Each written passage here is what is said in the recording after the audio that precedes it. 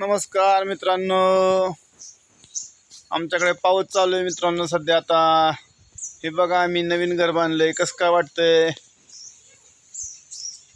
आम्ही पहिलं जुन्या घरात राहायचो पत्र्याच्या. हे जुन्या घरचा पत्रा काढून आणलाय बघा मित्रांनो.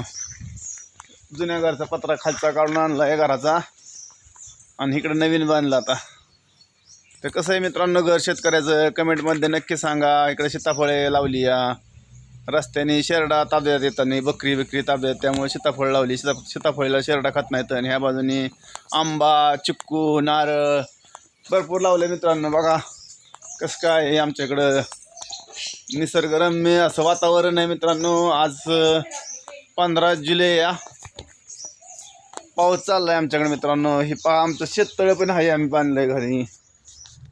का शेततळं या, पाणी कमी केलं आहे पावसामुळे.